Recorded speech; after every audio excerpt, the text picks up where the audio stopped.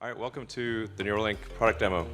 I'm really excited to show you what we've got. I think it's going to blow your mind.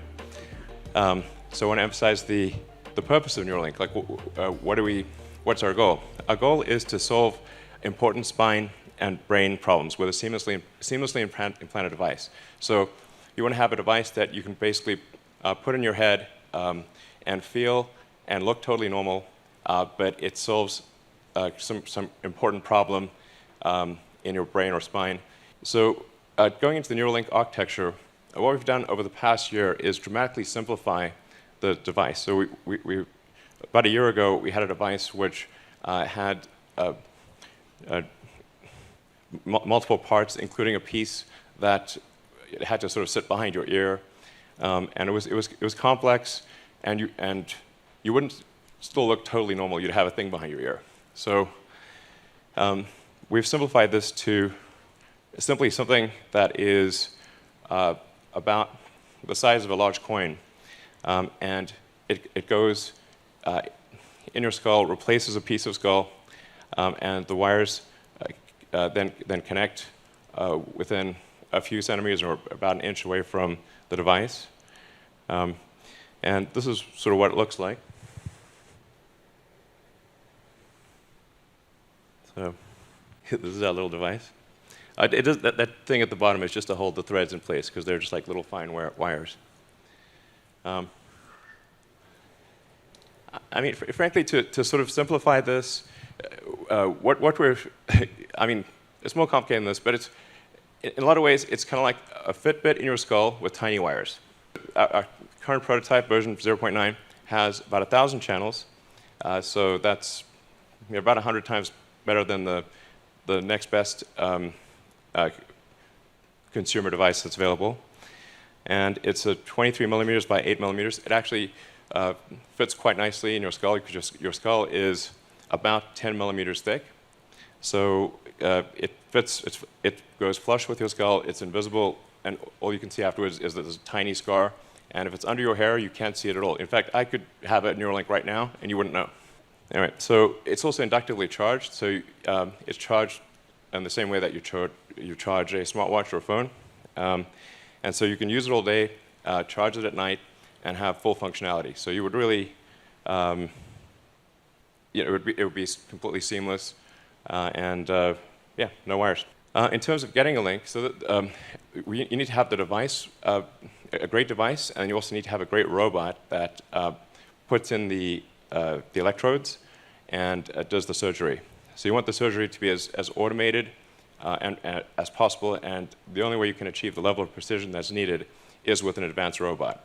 The link procedure, the installation of a link, done in under an hour. So you can basically go in the morning and leave the hospital in the afternoon. And it can be done without general anesthesia. So this is our surgical robot.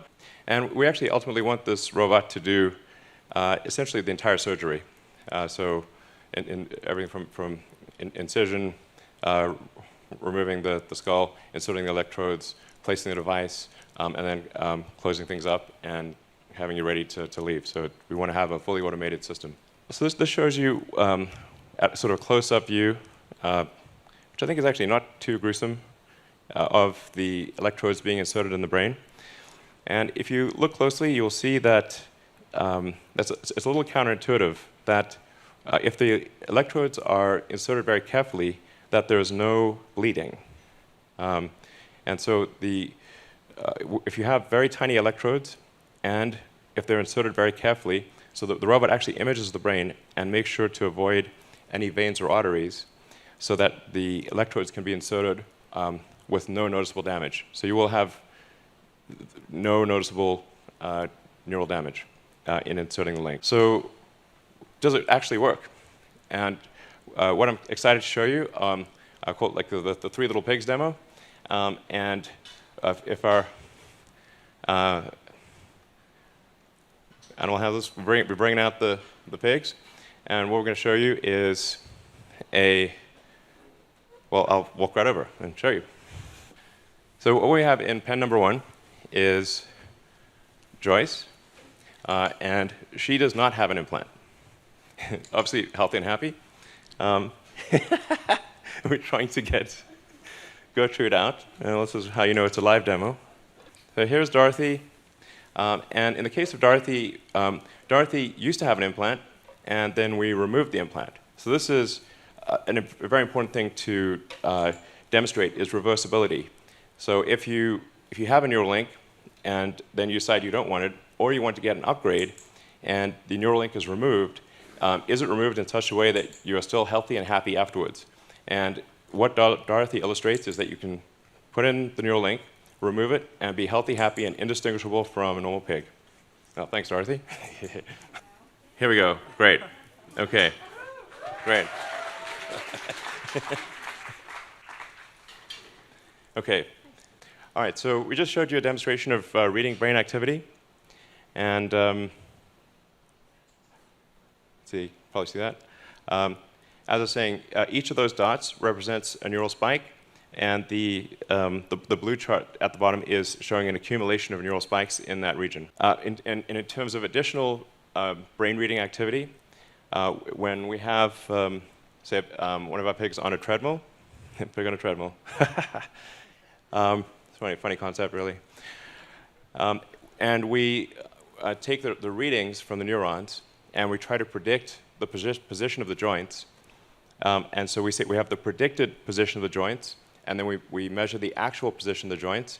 You can see that they're almost exactly aligned. So we're able, with a wireless neural implant, to actually predict the position of all of the limbs in the pig's body with very high accuracy. Now, in terms of writing to the brain or stimulating neurons, we also need precise control of the electric field in space and time. We need a wide range of current for different brain regions.